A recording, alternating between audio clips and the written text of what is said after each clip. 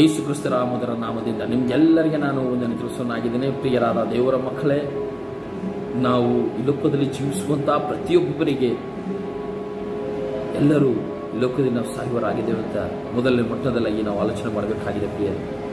ಪ್ರಿಯರಾದ ದೇವರ ಮಕ್ಕಳು, ದೇವರ ವಾಕ್ಯದಲ್ಲಿ ನೋಡುವ ಮಾರ್ಕನು ಬರೆದ ಸುವಾರ್ತೆ 8ನೇ ಅಧ್ಯಾಯ 36ನೇ ವಚನದಲ್ಲಿ, ಒಬ್ಬ ಮನುಷ್ಯನು ಲೋಕವನ್ನೆಲ್ಲ ಸಂಪಾದಿಸಿಕೊಂಡರೂ ಪ್ರಾಣ ನಷ್ಟಪಟ್ಟರೆ ಅವನಿಗೆ ಪ್ರಯೋಜನವೇನು? ಪ್ರೀತಿಯುಳ್ಳಂತ ದೇವರ ಮಕ್ಕಳೇ, ಒಬ್ಬ ಮನುಷ್ಯನು ಈ ಲೋಕದಲ್ಲಿ ಎಲ್ಲವನ್ನು ಸಂಪಾದನೆ ಮಾಡಿ ಒಂದು ದೊಡ್ಡವನ ಮನೆಯನ್ನು ಕಟ್ಟಿ ನಮಗೆ ಈ ಲೋಕದಲ್ಲಿ ಏನೇನು ಬೇಕು ಎಲ್ಲವನ್ನು ಇಟ್ಟು ನಾನು ಸುಖವಾಗಿ ಬಾಳಬೇಕೆಂದು ಆತನು ಆಲೋಚನೆ ಮಾಡುತ್ತಾನೆ. ಆದರೆ ಮಧ್ಯರಾತ್ರಿಯಲ್ಲಿ ಆತನ ಪ್ರಾಣ ಹೋಗುವುದಾಗಿದೆ ಅಂತ ನೋಡ್ತೇವೆ. ಅದು ಎಲ್ಲವನ್ನು ಸಂಪಾದನೆ ಮಾಡಿ ಇಟ್ಟಿದ್ದು ಅದು ಯಾರಿಗೆ ಆಗುತ್ತೆ ಅಂತ ನಾವು ಆಲೋಚನೆ ಮಾಡ್ತಾ ಇದ್ದೇವಾ? ನಾವು ಈ ಲೋಕದಲ್ಲಿ ಮನಸ್ಸು ಬಂದ ಹಾಗೆ ಜೀವಿಸಿ, ಮನಸ್ಸು ಬಂದ ಹಾಗೆ ನಡೆದು, ಹಣವನ್ನು ಸಂಪಾದನೆ ಮಾಡಿ, ಸಂಪತ್ತನ್ನು ಸಂಪಾದನೆ ಮಾಡಿ, ನಮ್ಗೆ ಏನೇನು ಬೇಕು ಎಲ್ಲವನ್ನು ಸುಖವಾಗಿ ನಾವು ಅನುಭವಿಸುವರಾಗಿದ್ದೇವೆ ಅಂತ ನೋಡ್ತೇವೆ. ಆದರೆ ನಾವು ಸತ್ತ ಮೇಲೆ ನಾವು ಎಲ್ಲಿಗೆ ಹೋಗುತ್ತೇವೆ ಅಂತ ನಾವು ಆಲೋಚನೆ ಮಾಡಿದ್ದೇವಾ? ಪ್ರಿಯರ ದೇವರ ಮಕ್ಕಳೇ, ಇವತ್ತಿನ ಒಂದು ಆಲೋಚನೆ ಮಾಡಿ. ಒಂದು ಕತೆ, ಒಬ್ಬ ಲಾಜರು ಮತ್ತೆ ಒಬ್ಬ ಐಶ್ವರ್ಯವಂತನ ಒಂದು ಕಥೆಯಾಗಿದೆ. ಪ್ರಿಯರೇ, ಐಶ್ವರ್ಯವಂತನು ಲೋಕದಲ್ಲಿ ಸುಖವಾಗಿದ್ದನ್ನೋದು ನೋಡ್ತೇವೆ. ಲಾಜರನು ಆತನ ಒಂದು ಅರಮನೆಯಲ್ಲಿ ಬಾಗಿಲಲ್ಲಿ ಕೂತ್ಕೊಂಡು ಬೇಡಿ ಆತನಿಗೆ ಸಿಕ್ಕಿದಂಥದ್ದು ತಿಂದು ಆತನು ಬದುಕಿದನ್ನು ನೋಡ್ತೇವೆ. ಆದರೆ ಒಂದು ದಿವಸ ಇಬ್ಬರು ಸತ್ತು ಹೋಗುತ್ತಾರೆ. ಪ್ರಿಯರೇ, ಆ ಲಾಜರನಿಗೆ ಪರಲೋಕ ರಾಜ ಅಬ್ರಹಾಮನ ಒಂದು ಎದೆಗೆ ಒರಗಿದ್ದನು ಅಂತ ನೋಡ್ತೇವೆ. ಐಶ್ವರ್ಯವಂತನು ನರಕದಲ್ಲಿ ಹೋಗಿದ್ದನು ನೋಡ್ತೇವೆ. ನರಕದಲ್ಲಿ ಒಂದು ಹನಿ ನೀರಿಲ್ಲ ಅಂತ ನೋಡ್ತೇವೆ. ಆತನು ಅಬ್ರಹಾಮನಿಗೆ ಹೇಳ್ತಾನೆ, ಆ ಲಾಜರನ ಕೈಯಿಂದ ನನಗೆ ಒಂದು ಹನಿ ನೀರು ಹಾಕಿ ಅಂತ ಹೇಳಿದಾಗ ಅಲ್ಲಿ ದೇವರ ಮಾತು, ನರಕ ಮತ್ತೆ ಸ್ವರ್ಗದಲ್ಲಿ ಒಂದು ದೊಡ್ಡ ಡೊಂಗರವಾಗಿದೆ. ಅದ ಸ್ವರ್ಗಕ್ಕೆ ಬರಲಿಕ್ಕೆ ಸಾಧ್ಯ ಇಲ್ಲ, ನರಕದಿಂದ ಸ್ವರ್ಗಕ್ಕೆ ಹೋಗ್ಲಿಕ್ಕೆ ಸಾಧ್ಯ ಇಲ್ಲ.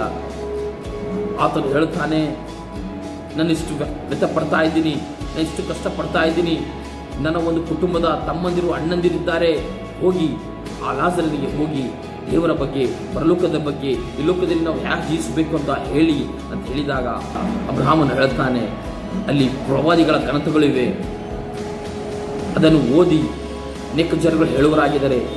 ಆದರೆ ಸತ್ತವಂತದ್ದು ಅಲ್ಲಿ ಎದ್ದು ಹೋಗಿ ಹೇಳಿದಾಗ ನಂಬಲಿಕ್ಕೆ ಸಾಧ್ಯ ಇಲ್ಲ ಅಂತ ಅದನ್ನು ಹೇಳುತ್ತಾನೆ. ಇವತ್ತಿನ ಒಂದು ಜೀವಿತದಲ್ಲಿ ನಮಗೆ ಧರ್ಮಶಾಸ್ತ್ರ ಇದೆ, ದೇವರ ವಾಕ್ಯಗಳಿವೆ, ದೇವರ ಒಂದು ಮಾತುಗಳಿವೆ. ಆತನ ಮಾತುಗಳು ನಂಬಿ ನಾವು ಜೀವಿಸುವುದಾದರೆ ದೇವರ ರಾಜ್ಯಕ್ಕೆ ಸೇರೋರಾಗಿದೆ. ಯಾಕಂದರೆ ಯೇಸು ನಮಗಾಗಿ ಲೋಕಕ್ಕೆ ಬಂದಿದ್ದಾನೆ, ನಮಗಾಗಿ ತನ್ನ ಪ್ರಾಣವನ್ನು ಕೊಟ್ಟಿದ್ದಾನೆ, ನಮಗಾಗಿ ಆತ ಸುದ್ದು ಉಣಲ್ಪಟ್ಟು ಪರಲೋಕ ರಾಜ್ಯ ಹೋಗಿದ್ದಾನೆ. ಯಾರ್ಯಾರು ಆತನು ನಂಬುತ್ತಾರೋ ಅವರು ಸತ್ತರು ಬದುಕರು ಆಗಿದ್ದಾರೆ. ಪ್ರೀತಿ ಉಂಟ ದೇವರ ಮಕ್ಕಳೇ, ಲೋಕ ನಮಗೆ ಶಾಶ್ವತವಲ್ಲ, ಆತ್ಮ ಎಲ್ಲಕ್ಕಿಂತ ದೊಡ್ಡದಾಗಿದೆ. ಯಾಕಂದರೆ ಈ ಲೋಕದಲ್ಲಿ ನಾವು ಜೀವಿಸಬಹುದು 60 ವರ್ಷ, 80 ವರ್ಷ, ಹೆಚ್ಚಾದರೆ 100 ವರ್ಷ. ಆದರೆ ಒಂದು ದಿನ ನಾವು ಸಾಯಬೇಕಾಗಿದೆ. ಪ್ರಿಯರೇ, ನಾವು ಸತ್ತಾಗ ನಮ್ಮ ಆತ್ಮ ಎಲ್ಲಿಗೆ ಹೋಗುತ್ತದೆ? ಅದು ದೇವರ ಬಳಿ ಹೋಗುತ್ತದೆ. ಯಾರ್ಯಾರು ಯೇಸುವನ್ನು ನಂಬಿ ಆತನ ಮಕ್ಕಳಾಗಿ ಜೀವಿಸುತ್ತಾರೋ ಅವರಿಗೆ ದೇವರ ರಾಜ್ಯ ಸಿಗುತ್ತದೆ. ಯಾರ್ಯಾರು ಲೌಕಿಕವಾಗಿ ಜೀವಿಸುತ್ತಾರೋ ಅವರಿಗೆ ನರಕ ಇದೆ. ಯಾವ ತರ ಶ್ರೀಮಂತನು ನರಕದಲ್ಲಿ ಯಾತನೆ ಪಡ್ತಾ ಇದ್ದನು, ಅದೇ ಪ್ರಕಾರ ಇವತ್ತಿನ ಒಂದು ಜೀವಿತದಲ್ಲಿ ಯಾರ್ಯಾರು ಲೌಕಿಕವಾಗಿ ಜೀವಿಸಿದ್ದಾರೋ ಅವರು ನರಕದಲ್ಲಿ ಹೋಗೋರಾಗಿದ್ದಾರೆ ನೋಡುತ್ತೇವೆ. ಯಾರ್ಯಾರು ನಿಜವಾಗಿ ಭಯಭಕ್ತಿಯಿಂದ ದೇವರ ಮಕ್ಕಳಾಗಿ ಯೇಸುವನ್ನು ಅರಿಕೆ ಮಾಡಿದರು, ಅವ್ರ ಪಾಪಗಳನ್ನು ಅರಿಕೆ ಮಾಡಿ ಆತನ ಬರೋದಾದರೆ ಅವರಿಗೆ ನಿತ್ಯ ಜೀವ ಇದೆ, ದೇವರ ರಾಜ್ಯ ಇದೆ ಅಂತ ನೋಡ್ತೇವೆ. ಇವತ್ತಿನ ಒಂದು ದಿವಸದಲ್ಲಿ ಪ್ರಿಯರಾದ ದೇವರ ಮಕ್ಕಳೇ, ನಿಮ್ಮನ್ನು ನೀವು ಶುದ್ಧಿ ಮಾಡಿಕೊಂಡು, ನಿಮ್ಮನ್ನು ನೀವು ಪರಿಶುದ್ಧ ಮಾಡಿಕೊಂಡು ಯೇಸುವಿನ ಸಮ್ಮುಖದಲ್ಲಿ ಬರುವುದಾದರೆ, ಆತನ ಅರಿಕೆ ಮಾಡಿದರೆ ನಿಮಗೆ ದೇವರು ಅದ್ಭುತವಾಗಿ ದೇವರ ರಾಜ್ಯದಲ್ಲಿ ಒಯ್ಯುವನಾಗಿದೆ ಅಂತ ನೋಡ್ತೇವೆ. ಇವತ್ತಿನ ಒಂದು ದಿವಸದಲ್ಲಿ ಪ್ರೀತಿಯ ದೇವರ ಮಕ್ಕಳೇ, ನಮ್ಮನ್ನು ನಾವು ಇದ್ದುಕೊಂಡು ಪ್ರಾಣ ನಷ್ಟಪಟ್ಟರೆ ಏನು ಪ್ರಯೋಜನ ಅಂತ ನಾವು ಮೊದಲನಾಗಿ ತಿಳ್ಕೊಳ್ಬೇಕಾಗಿದೆ. ಇವತ್ತಿನ ಒಂದು ದಿವಸದಲ್ಲಿ ನಮ್ಮನ್ನು ಶುದ್ಧಿ ಮಾಡಿಕೊಂಡು ನಮ್ಮ ಆತ್ಮಗಳನ್ನು ದೇವರ ಕಡೆಗೆ ಒಪ್ಪಿಸೋಣ. ಯಾಕಂದರೆ ನಾವು ಈ ಲೋಕ ನಮಗೆ ಶಾಶ್ವತ ಅಲ್ಲ, ಪರಲೋಕ ಶಾಶ್ವತ. ಪರಲೋಕದ ಮಕ್ಕಳಾಗಿ ನಾವು ಜೀವಿಸುವಾಗ ನಮಗೆ ನಿಜವಾಗಿಯೂ ದೇವರು ಸ್ವರ್ಗದಲ್ಲಿ ಒಯ್ಯುವರಾಗಿದೆ ನೋಡ್ತೇವೆ. ಯಾರ್ಯಾರು ನಂಬುತ್ತಾರೋ ಅವರಿಗೆ 100% ನಿತ್ಯ ಜೀವ ಇದೆ ಅಂತ ನೋಡ್ತೇವೆ. ಯಾರ್ಯಾರು ಆತನನ್ನು ಸ್ವೀಕಾರ ಮಾಡಿದರೂ ಅವರಿಗೆ ದೇವರ ಮಕ್ಕಳಾಗುವ ಅಧಿಕಾರ ಇದೆ ಅಂತ ನೋಡ್ತೇವೆ. ಇವತ್ತಿನ ಒಂದು ದಿವಸದಲ್ಲಿ ಪ್ರಿಯರಾದ ದೇವರ ಮಕ್ಕಳೇ, ನಿಮ್ಮನ್ನು ನೀವು ಆತನ ಸನ್ಮುಖ ಬರುವುದಾದರೆ ನಿಮಗೆ ದೇವರು ನಿತ್ಯ ಜೀವದಲ್ಲಿ ಒಯ್ಯುವನಾಗಿದೆ, ದೇವರು ಪರಲೋಕದಲ್ಲಿ ಒಯ್ಯುವನಾಗಿದೆ ನೋಡುತ್ತೇವೆ. ಈ ವಾಕ್ಯಗಳು ದೇವರು ನಿಮಗೆ ಆಶೀರ್ವಾದ ಮಾಡಿ ಭೂಮಿ ಆಕಾಶವನ್ನು ಉಂಟು ಮಾಡುವಂಥ ದೇವರೇ ನಿಮಗೆ ಸ್ತೋತ್ರಪ್ಪ. ಈ ಲೋಕದಲ್ಲಿ ನಾವು ಎಷ್ಟು ಸಂಪಾದನೆ ಮಾಡಿದರೆ ಏನಿಲ್ಲಪ್ಪ, ನಮ್ಮ ಪ್ರಾಣ ನಷ್ಟಪಟ್ಟರೆ ನಮಗೇನು ಪ್ರಯೋಜನ?